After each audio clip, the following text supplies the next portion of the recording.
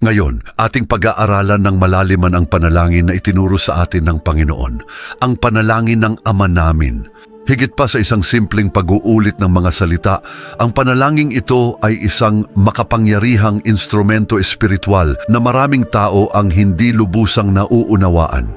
Bawat linya ay maingat na pinili ni Jesus upang ihayag ang malalalim na lihim at mag-alok ng isang malapit na koneksyon sa ating Ama. Napapansin ko na maraming tao ang nagdarasal nito araw-araw nang hindi alam ang tunay na kahulugan nito. Hindi nila nauunawaan ang kapangyarihan sa likod ng bawat salita at hindi nila maisip na sa pamamagitan nito maaari kang makapagpausad ng mga bundok. Kaya't halina't sumama sa akin sa kamangha-manghang pag-aaral na ito. Tingnan muna natin ang isang panahon kung saan ang pang-araw-araw na buhay ng mga Hudyo ay lubos na nakatuon sa batas ni Moses. Gayunpaman, sa panahon ni Jesus, ang pagsasanay ng panalangin ay naging sa maraming pagkakataon isang ritualistikong gawain at formal na seremonya. Ang mga Pariseo halimbawa ay kilala sa kanilang mahahabang at mapagmalaking panalangin sa publiko, naghahanap ng pagkilala at paghanga mula sa iba. Si Jesus na nasa kanyang banal na misyon kasama ang kanyang mga alagad ay pinuna ang mga gawaing ito na binibigyang diin ang pangangailangan ng katapatan at pagpapakumbaba sa panalangin. Sa Mateo Kabanata 6, Talata 5, sinabi niya, "At kapag ikaw ay mananalangin, huwag kang maging gaya ng mga mapagpaimbabaw sapagkat iniibig nila ang manalangin na nakatayo sa mga sinagoga at sa mga kanto ng mga lansangan upang makita ng mga tao." Katotohanang sinasabi ko sa inyo, tinanggap na nila ang kanilang gantimpala. Sa ganitong kalagayan ng pagkukunwari at formalismo, nagsimula si Jesus na turuan ang kanyang mga alagad tungkol sa tunay na kahulugan ng panalangin.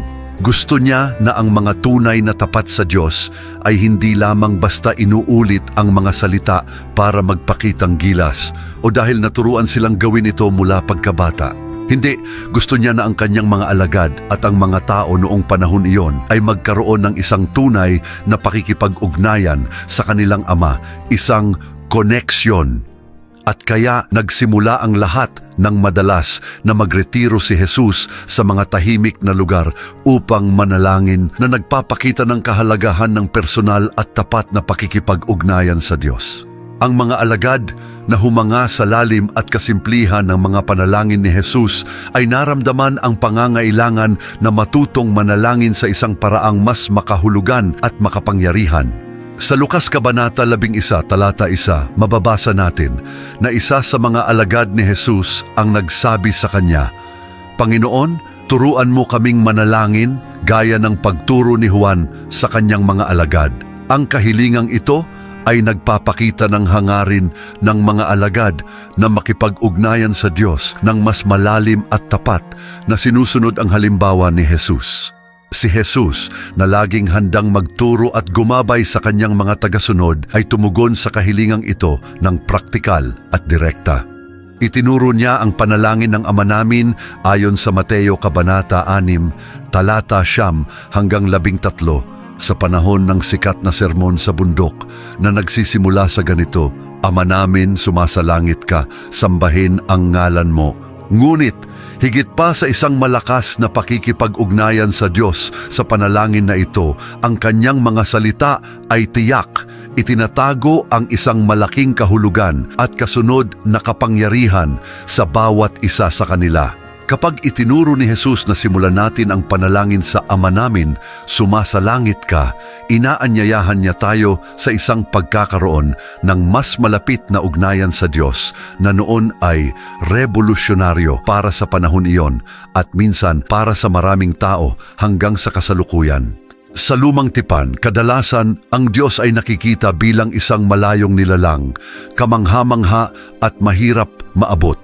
Ang mga tao ay lumalapit sa Kanya ng may takot, paggalang, ngunit may kaunting pagkalayo rin.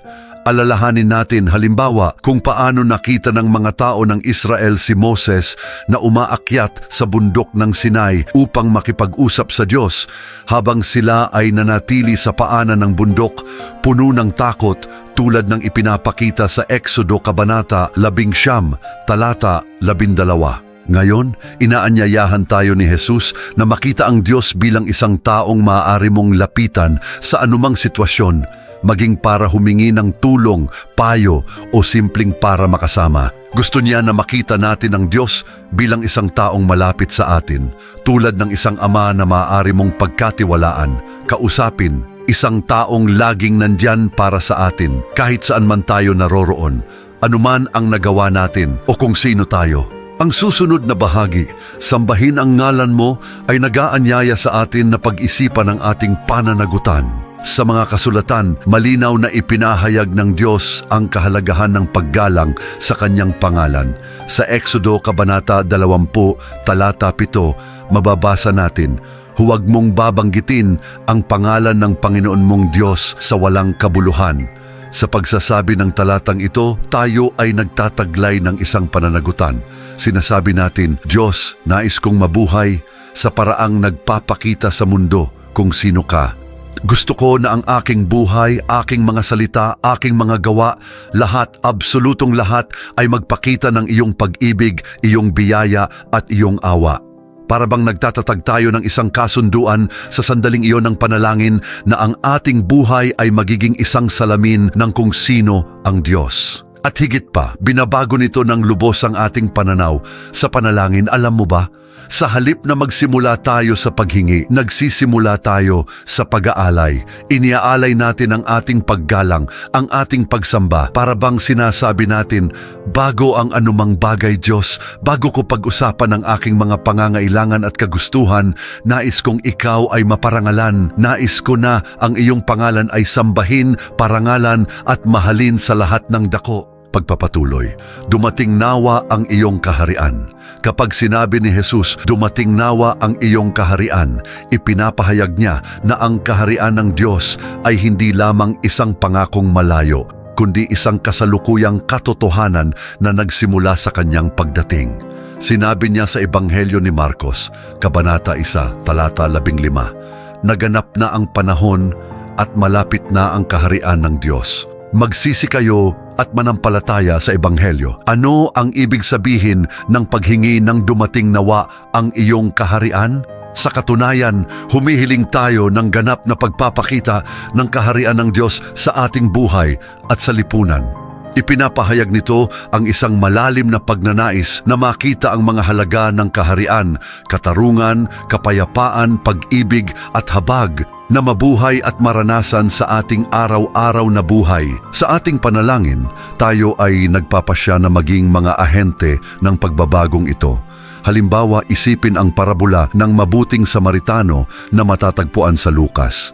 Dito, inilalarawan ni Jesus kung ano ang ibig sabihin ng mabuhay ayon sa mga halaga ng kaharian ng Diyos. Ang Samaritano na tinuturing na mababa ng lipunan ng mga Hudyo ay nagpapakita ng pag-ibig at habag sa pagtulong sa isang lalaking sugatan sa tabi ng daan. Hindi alintana ang mga prehudisyo o panlipunang hadlang. Kapag tayo ay nananalangin ng dumating nawa ang iyong kaharian, hinihiling natin na maging tulad ng mabuting Samaritano na kumikilos ng may awa at katarungan sa lahat ng ating pakikipag-ugnayan.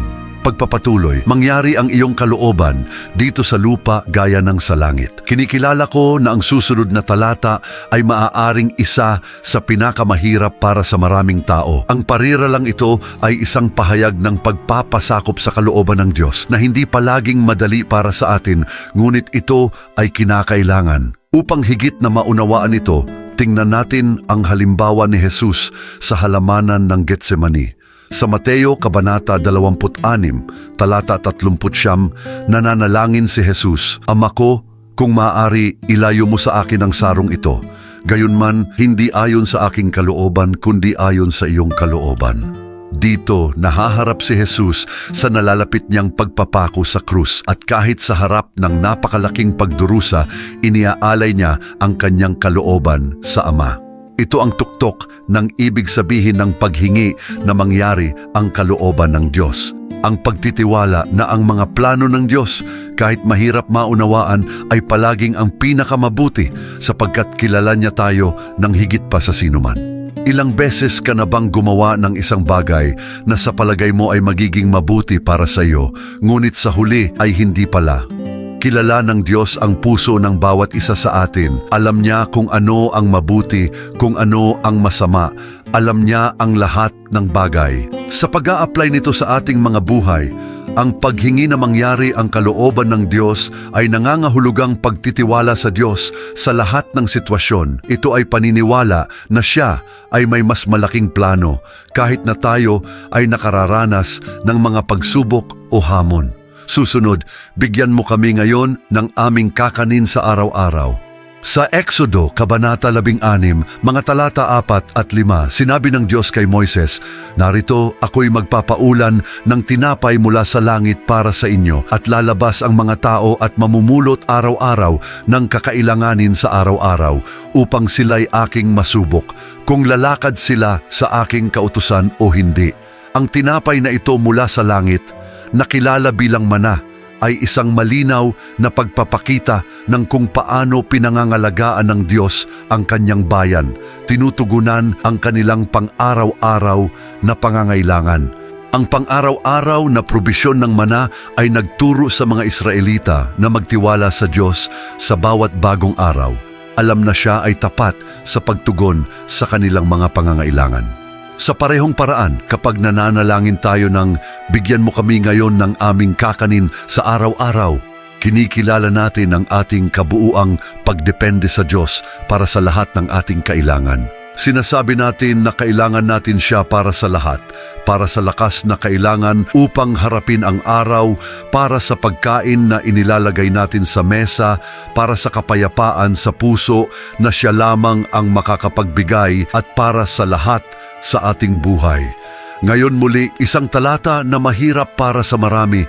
Patawarin mo kami sa aming mga pagkakautang gaya ng pagpapatawad namin sa mga nagkakautang sa amin. Noong lumang tipan, ang kapatawaran ay karaniwang kaugnay sa mga sakripisyo at partikular na mga ritual para sa pagtubos ng mga kasalanan. Ang batas ni Moses ay naglalarawan kung paano dapat maghandog ang mga Israelita ng mga sakripisyo upang makamit ang kapatawaran ng Diyos. Sa Levitiko, Kabanata 16, makikita natin ang paglalarawan ng araw ng pagtubos, isa sa pinakamahalagang bahagi ng kalendaryong Hudyo kung saan ang mataas na pari ay nagsasagawa ng taunang sakripisyo upang matubos ang mga kasalanan ng bayan. Ipinapakita nito kung paano tiningnan ang kapatawaran ng Diyos bilang isang bagay na nangangailangan ng mahigpit na proseso at tuloy-tuloy na mga sakripisyo. Ngunit ngayon, tinuturuan tayo ni Jesus na maaari tayong lumapit ng direkta sa Diyos upang humingi ng kapatawaran nang hindi na kailangan ng mga hayop na sakripisyo dahil Siya mismo ang magiging huling sakripisyo para sa ating mga kasalanan. Kaya, ang paghingi ng kapatawaran para sa ating mga pagkakautang ay ang pagkilala na tayong lahat ay mga makasalanan at kailangan natin ang biyaya ng Diyos. Ngayon, tulad ng pagpapatawad namin sa mga nagkakautang sa amin, ang parabola ng aliping walang pag-awa ay malinaw na nagpapakita ng kahalagahan ng pagpapatawad.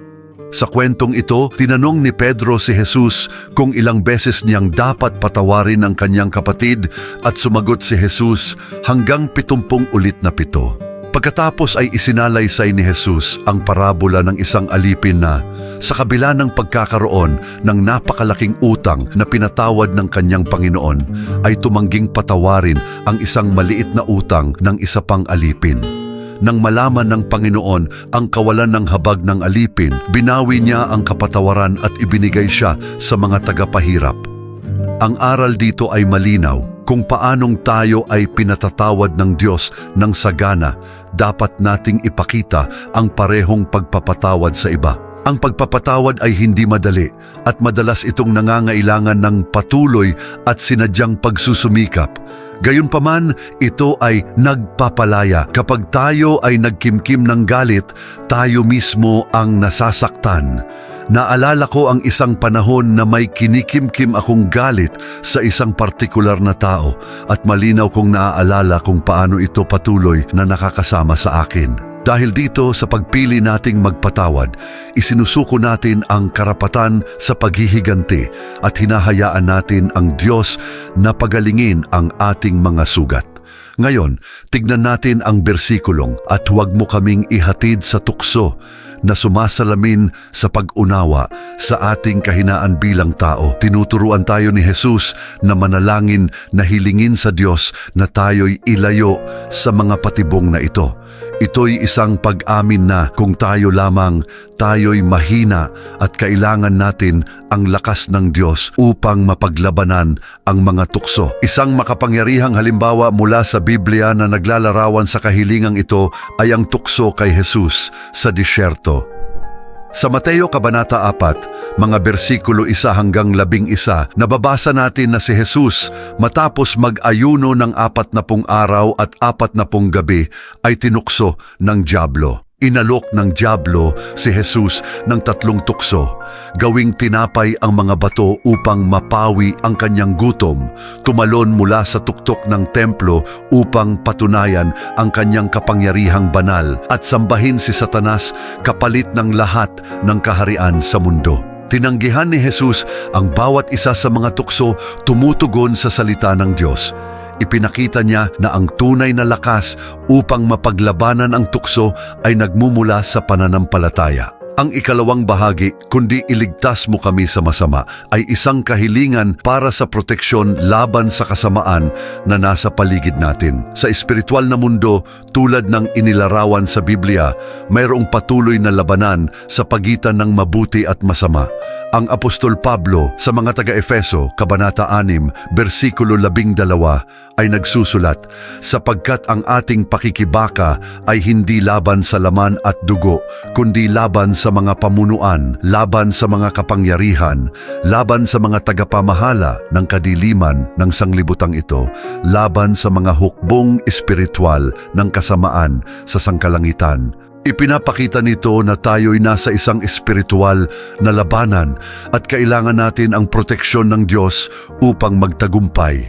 Ngayon, upang tapusin natin ang interpretasyon ng Ama namin, mayroon tayo ang sapagkat sa iyo ang kaharian at ang kapangyarihan at ang kaluwalhatian magpakailanman. Amen. Kapag sinasabi natin, sapagkat sa iyo ang kaharian, kinikilala natin na ang Diyos ang soberano ng buong sanilikha. Noong sinaunang panahon, ang konsepto ng kaharian ay kadalasang nauugnay sa pamahalaang panglupa at sa autoridad ng isang hari. Gayunpaman, ipinahayag ni Jesus na ang tunay na kaharian ay sa Diyos, isang kahariang espiritual at walang hanggan na lampas sa anumang kapangyarihang panglupa.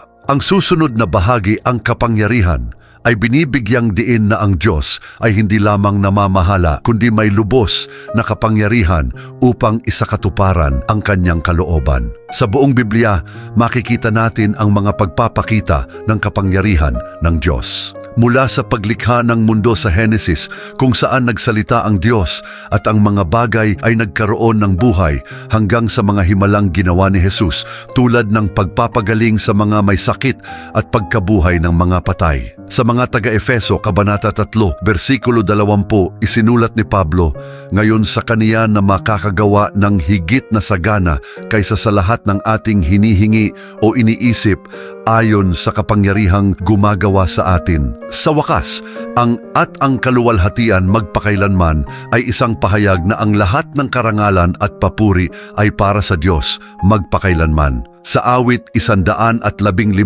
versikulo 1, nababasa natin, hindi sa amin, Panginoon, hindi sa amin, kundi sa iyong pangalan ng kaluwalhatian alang-alang sa iyong pag-ibig at katotohanan. Si Jesus sa kanyang ministeryo ay palaging ibinibigay ang kaluwalhatian sa Diyos Ama.